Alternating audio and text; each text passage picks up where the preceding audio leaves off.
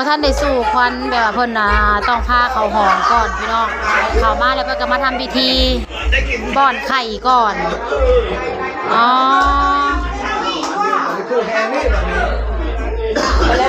ป้อนไข่น้ำเดซ่าหาน้ำกินนะ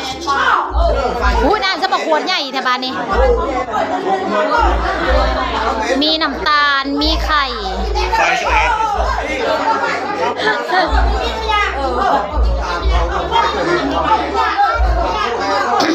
เชิญไฟเชิญแหนอยู่ทางไฟเชิญแหน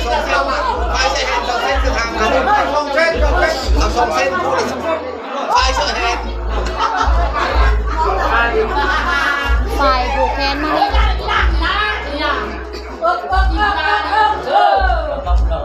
ขับหัวนอนกันของนอนกับแบบบริปูได้พี่น้องเลยบริปูไหวได้ทางนี้นะที่นอนกับบริปูไหวได้จะเห็นนี่เอาจับอีกแล้ววันนี้เราเขาบังคับมาดิกินอีกบ่ในมือนะเขาในมือก็กินอีกบ่อันนี้สมหนาของเจ้าบ่าวกับเจ้าสาวพี่น้องเจ้าสาวนี่จะเป็นหลานสาวทั้งสาวสุปนีเองพี่น้องหลานสาวสมหน้าเจ้าบ่าวเจ้าสาวนะ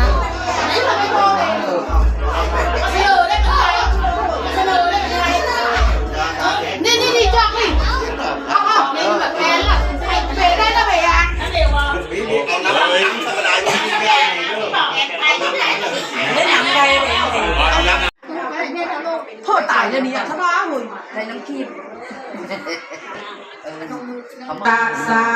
ภะคะวะโตอะระหะโตสัมมาสัมพุทธัสสะนะโมตัสสะภะคะวะโตอะระหะโตสัมมาสัมพุทธัสสะแนมเบิ่งเทียนพุ่นแหละสัทธิกามิจารุเปคิสิกาลปะเตอันตะลิเขวิมานีทิเปลัทธิจาคามิตะลุวนาคานิเกหาวัตุไม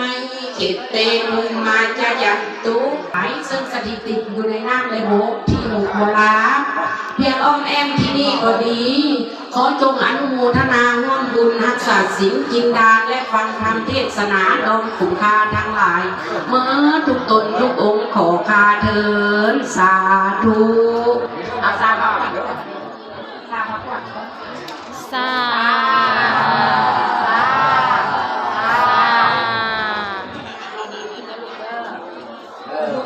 าธุเด้อทางลัปนานังธรรมังลัปนานังสังฆังลัปนานังยังแก้วอันประเสริฐผู้ข้าขออ้างอิงถึงเทวดาเจ้าทั้งหลาย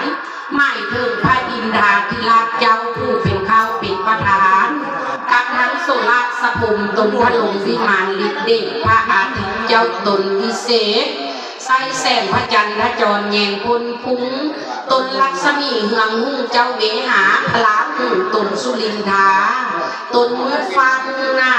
ทั่วเวหุนตนนลงเววิตในภาษาในอากาศและเกาะดอนกับทางจัตุโลมหาราชาพระเท้ามหาราชทั้งสีคือเท้าท่านเป็นเจ้าแห่งนาคทั้งหลายผู้รักษาอย่างคิดปัดจิมก็ดีถ้าผู้เวลาอันเป็นเจ้าแห่งงานทั้งหลายผู้รักษาอย่างคิดอุดรก็ดีพร้อมไปด้วยบริวารของตนเป็นต้นเจ้าพ่อคดีนะเด้อขวัญเอ้ยสี่สลักสดีสมซื่นลื่นกองฟ้าไม่เอาใส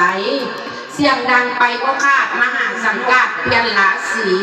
เป็นฤดูปีแห่งทายพระสุริโนย้ายเข้าสู่ราศีเป็นปีพ.ศ. 2568แท้ดูงานตามทำนองโบราณว่าไปเพิ่นเลือกได้วันนี้มื้อนี้วันดีวันที่1 เดือน 5ออกไม่6 ค่ำมาพันพงออกไม่5 ค่ำมาพันพงนักปราชญ์อาจารย์เพิ่นได้ลงทุนหาว่าเป็นแล้วโครงสร้างแก้วก็ว่าในมื้อนี้วันดี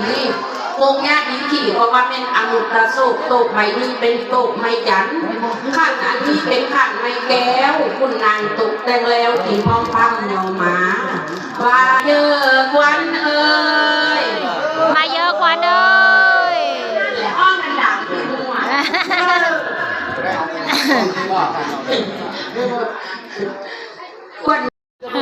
หมอพรผู้หญิงบ่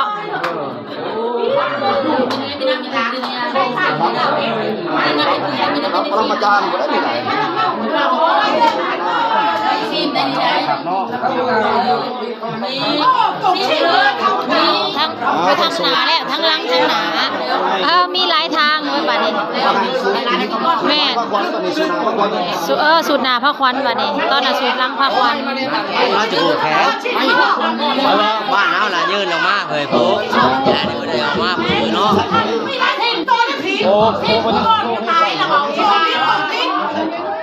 ต้องใส่อยู่ก่อนเลย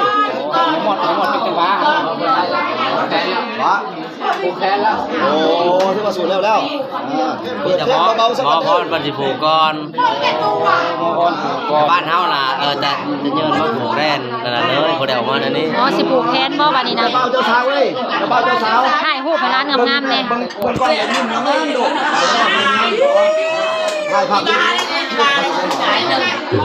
แล้ววันที่คนอันยาแล้วเราเป็นกี่คนอย่างไร กล้องนำด้วย ใช่ไหมยังเผายังเผา ให้หนาปุ๊ก นะปุ๊บอันนึง แล้วถ้าเจอแล้วใส่ใส่ตัวจะกินช้อยมาแล้วไหม เขากระซุกที่มันสมมันของเราความทุกข์ความโศกเศร้ายาสูบอยู่ตรงอย่างเนาะถ้ามาซุกที่มันสมมันทำไมพวกเก็บยาสูบได้ความไฟยาสูบมีเป็นมาสับตัวเรื่องนี้กับเก้ากับตัวพื้นที่สับตัวเรื่องสี่กับตัวพื้นมีกับร้อยอาดิชั่นปัญญาภูมิต้องสืบต่อพัฒนาประวัติเก่าสู่น้ำหนักเป็นทะเลเนาะ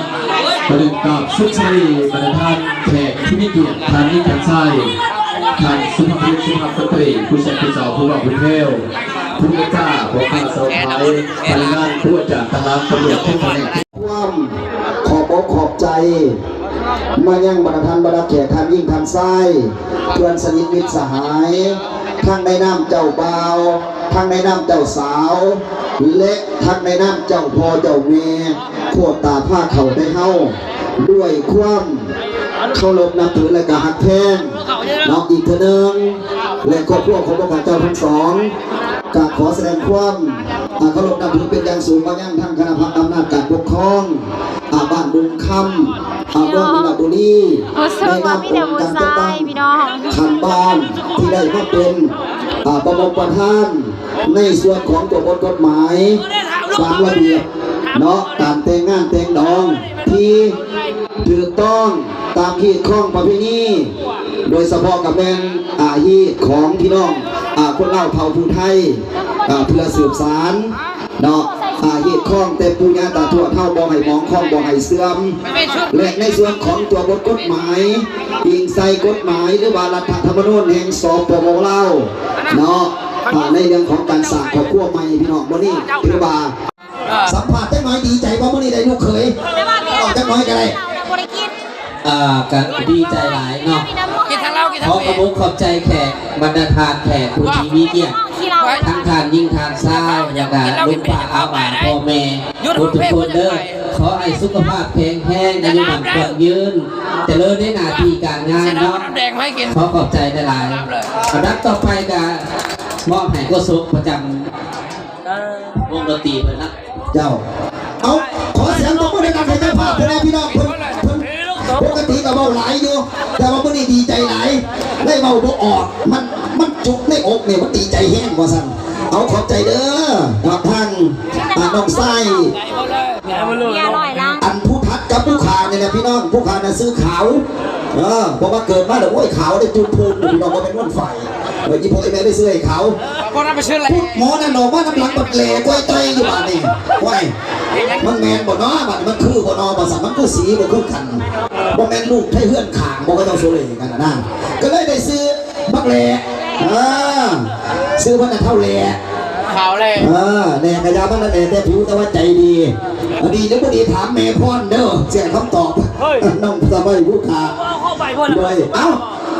ตอนนี้ฝากบรรยากาศทางด้านเสียงเพลงให้กับพังนักร้องพี่น้องโมเมนต์นักร้องสังกัดกับทีมงานวงดนตรีเป็นนักร้อง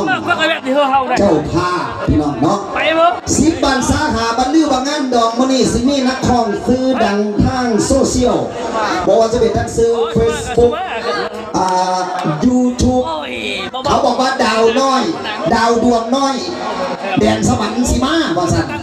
มันแมนบ่เนาะผู้ละคนก็สงสัยเอ้าสิแมนหรือบ่แมนก็มาเบิ่งตัวจริงเสียงจริงพี่น้องสิเป็นดาวดวงน้อยหรือดาวดวงใหญ่ให้พบกับเขาคนนั้นได้แล้วณโอกาสนี้คุณเครื่องจัดเพลงสกลนครแต่เขาสู่ห้องแล้วพวกเจ้าบ่าวเจ้าสาว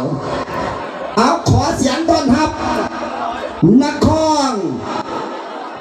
บ้านนี้ก็ได้กับบ้านสุปานี ซุปปานี่บ่นี่เอาคิดว่าเป็นดวงดาวน้อยบ่แม่นบ่นักร้องสาวเสียงดีซุปปานี่สีแก้วพี่น้องเลยผิดหวังเด้อผู้ใดสิเห็นหน้าดาวดวงน้อยนะบ่แม่นเด้ออันนี้ดวงดาวใหญ่อันนี้มักเดียวใจเดียวเท่านั้นสวรรค์จริงเมตตาปราณีมาเล่นแหละทะเลาะเขาหน่อย ใส่จอกนะนั่นแหละโคตรหลายเธอเลยขายนะคิดทานหลายนะมันดังพอ ว่าพันยังไปพันยังก็จะสาวไปเพื่อนเลยดิ ได้มวนได้ซึ้งเลยค่ะได้แซ่บๆนัวๆตามกับพระเขาสามัคคีก็ศรัทธายึดมั่นไฟฝันเชิงวันวิวาโอ้แม่ญาติมิตรต่างคิดต้องเติมเสริมสร้างสวยเป็นพลาทุกอาต่างก็มาห่วงอวยพรใสจองของหักให้ยืนยาวมันอย่าแปรผันสัววันแก่เท่าลงไปทรัพย์สินเงินทอง